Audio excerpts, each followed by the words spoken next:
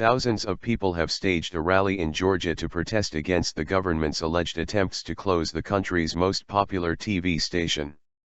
Protesters gathered outside the offices of Rustavi 2, which has been locked in a dispute with authorities. They accuse the government of attempting to stifle media freedom.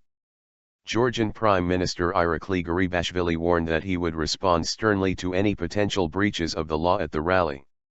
Some demonstrators held up placards reading "Hands off Rustavi 2 TV" and "Rustavi 2 belongs to the people."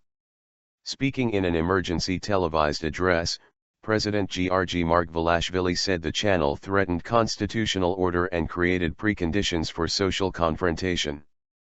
Rustavi 2 has been locked in an ongoing ownership tussle since August, sparking fears that the ruling Georgian Dream coalition could compromise the independence of the channel by interfering.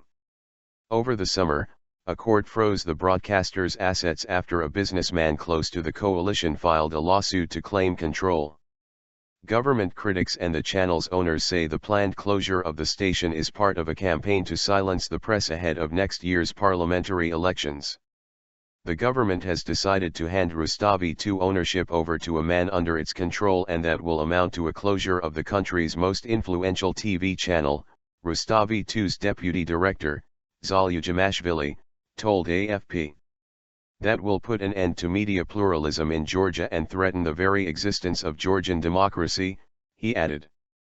On Wednesday, the channel's director Nika Varmia said a government middleman had threatened to release secretly recorded videos showing what he described as his private life in an attempt to force him to resign.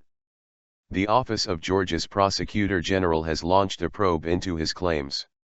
Founded in 1994, Rustavi 2 TV is Georgia's biggest and most popular television station.